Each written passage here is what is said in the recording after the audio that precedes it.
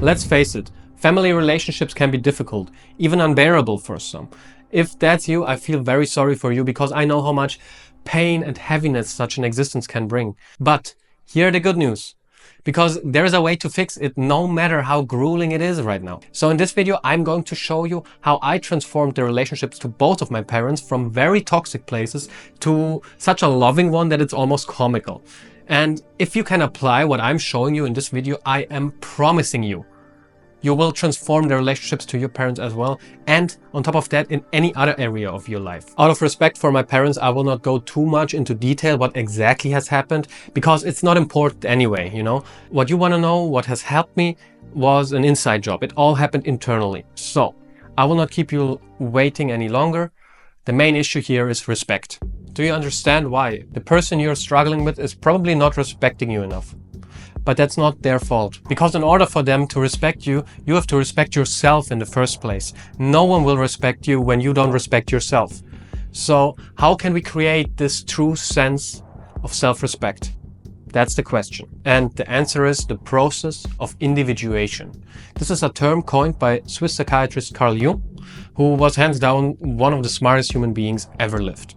Okay, in this video we will focus on 4 main points. First, why you have to find the bravery and courage within yourself.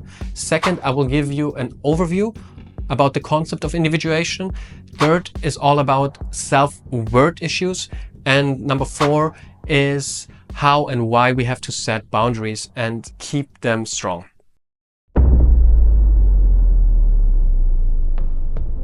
Okay, let me start with a short personal story. For me, back in the day, it was impossible to fix something within the relationship with my mom, for example. I was ego-driven, I was focused on the pain, and it was impossible to forgive. But even though I tried and tried and tried and tried because it was important to me, I couldn't get through, through to the other person. So what I did eventually was I was following my calling to walk the Camino Santiago, which is a very ancient hiking trail across Europe. So I went there with the intention to let go of the hate towards my mom and my dad. And it took me 80 days and 1,900 kilometers, which is roughly 1,200 miles or so. And afterwards, everything started to heal. That's when I realized the power of spiritual journeys. So afterwards, I reached out to my dad, whom I had no contact with before my entire life. Reaching out would have been impossible beforehand, but after the Camino it was not difficult anymore. So we started talking and realized, hey, we like each other quite a lot. So it was this year that I had the first time ever a Christmas day with my dad, which was beautiful.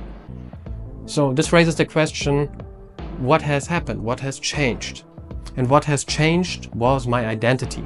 For my new spiritual self, it was quite easy, I thought different, I behaved different, I had a completely new energy. So I perceived everything differently as well. I was not projecting my pain on towards him. I was not judging him for anything, I was just there with an open heart. So I had to change my identity from the inside out, and my whole environment changed as a result of that.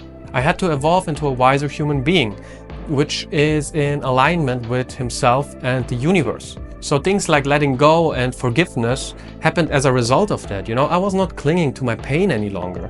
I'm not saying you should walk for 1,000 miles like I did, but what I'm saying is maybe you should listen to your calling, It isn't there by accident. If you can figure out where your intuition is leading you towards, you really should consider listening to it, or you will regret it later. I'm pretty sure of that. The universe wants the best for us, but it's especially rewarding the brave. In his book, Lessons for Living, which had been a great inspiration for me to do this video here, psychiatrist Dr. Phil Stutz describes the process of individuation like this. Individuation is the process of waking up and separating from your family. Some families try to stop this process from happening. These parents subconsciously fear that if they allow their child to develop a unique personality, that they will lose them as a loving and caring part of the family. That's why they put a lot of strict rules and expectations onto their kid. And that's why bravery is so important, because you have to be brave in order to violate those restrictions. It oftentimes comes hand in hand with a lot of guilt that the kid is experiencing. But for people who grew up in an environment like this, feeling the guilt is actually a good thing, because it means you're on the way to find yourself. Your painful emotions can be reframed in a more positive and empowering way that has some value for you. Think about it, when you go to the gym, you know that pain leads to strength. Be cautious though, because your guilt doesn't always mean that you did something good.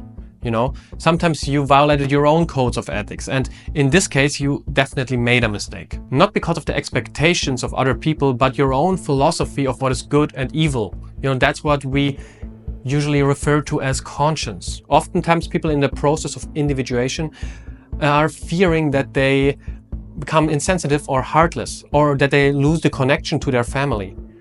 That couldn't be further from the truth though, because the individualized person carries all the power. It's their decision to say no to external expectations, but still be loving. You know, this is the balance of the fundamental energies within this universe. The individualized person carries both of them simultaneously, which enables him or her to act emotionally proactive. So the interactions are not becoming black or white, you know. You either be completely submissive or you fight till death. We want to be proactive and not reactive. And by being proactive, we can lead with our heart.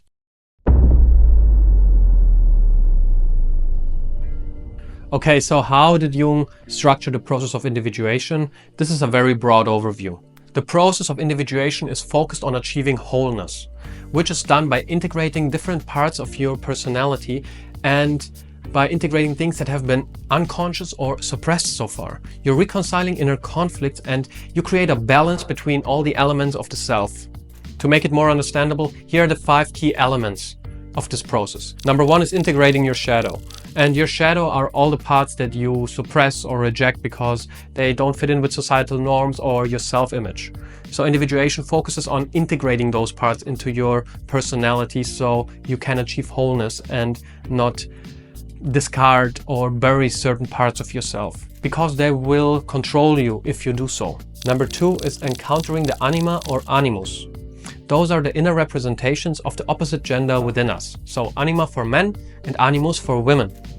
So individuation is focusing on understanding and integrating and balancing those opposing energies within us. Number 3 is recognizing archetypes. The hero, the mother, the wise old man. Those are universal patterns we all carry within us.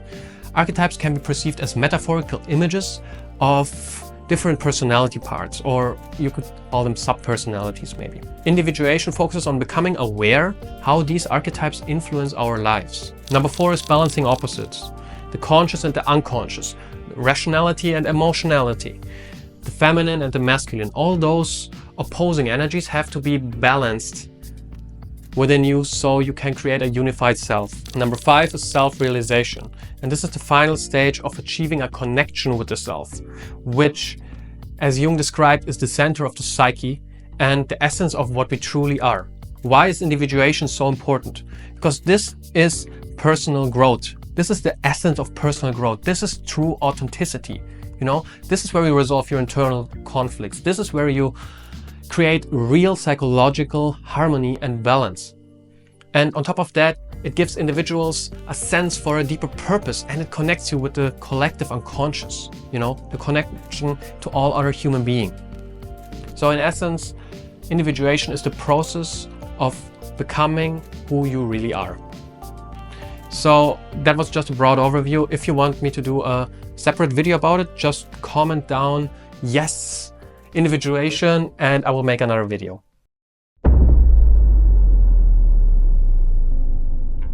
Point number 3 is self-worth. And I understand that you maybe carry some very deeply wired in issues around your self-worth, you know? To a certain degree, that's true for all of us. But you have to understand what these beliefs are, because you weren't born feeling unworthy. As a child, you were much more connected. Think about it. For example, as a 3-year-old in kindergarten, you could stand there and have maybe a parent standing there, not one of your own, just a stranger. And while the stranger is talking to you, you could look him in the eyes, keep the eye contact while shitting in your pants. And that had no effect on your self-worth, you know, because you were unhinged as a kid. But with upcoming age, you became self-conscious, and your environment told you what's right and wrong. So certain beliefs formed that just haven't been serving you, but you learned those beliefs and you can relearn them. There is no objective truth. You believe what you believe, and if they are hurting you, then it is just bullshit that's in the way and it has to get out of there. This is not what you are, you know? This is what you told yourself or what someone else told yourself in a state when you were very vulnerable. And that shaped you. Those are your beliefs, and we have to rewire them. And thankfully, that's very possible. If you're able to do this yourself, great. If not, then get some help. Get a therapist or a coach or whatever. When it comes to self-respect, something you can start with right now is watch your self-talk. This is so important. When you say to yourself that you will do something, then you have to do it. You said it, you do it. You have to be able to trust yourself, so be very conscious with the promises you give yourself, because they connect your past, present, and future. You promise something in the past, you act in the present for a better future. It's very important that if we tell ourselves something that we want to do, that we keep this promise to ourselves. This is a signal of value to yourself, so it's much better to make less promises compared to falling short on what you have said. When you say you go to the gym, then you go to the gym.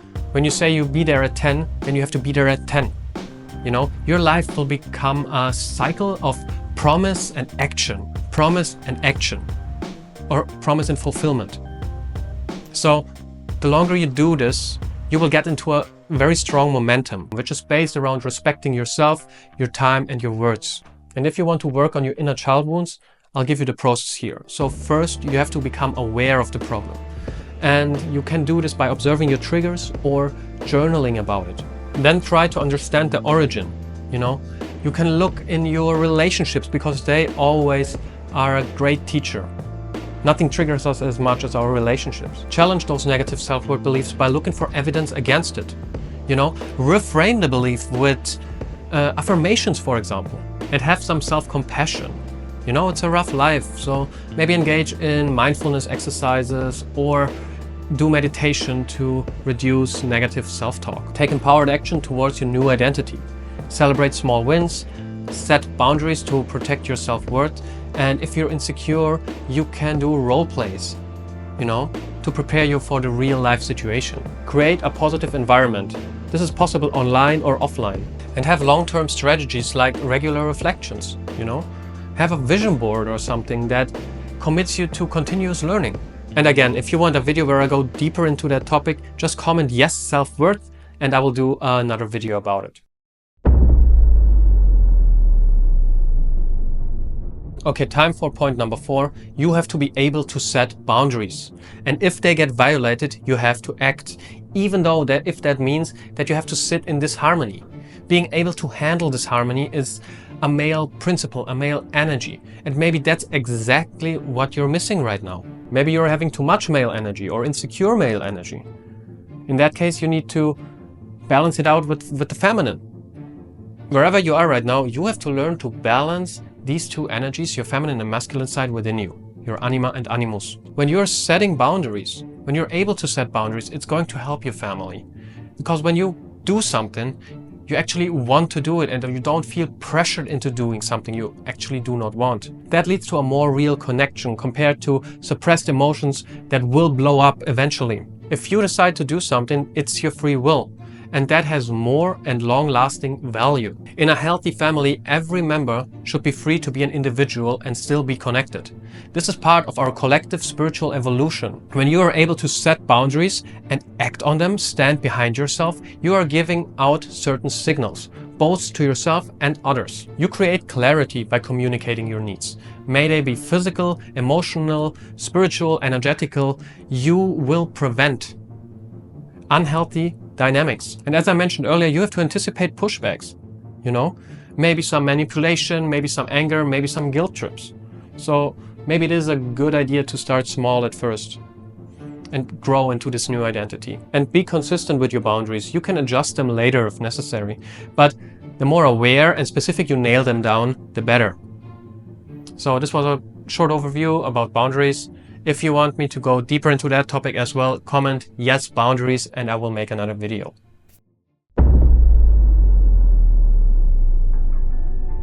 Important to mention as well is the relationship to authority, because you are striving with this process to become an authority.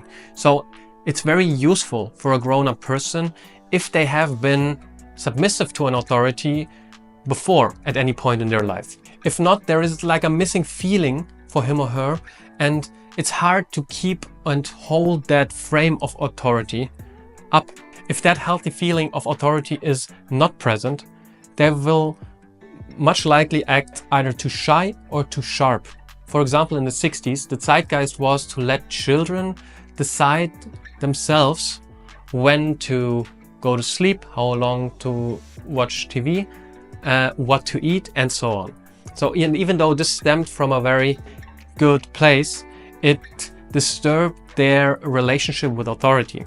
They intended to create more freedom and individuality, but it actually led to a generation that had very much struggled to develop into strong parents.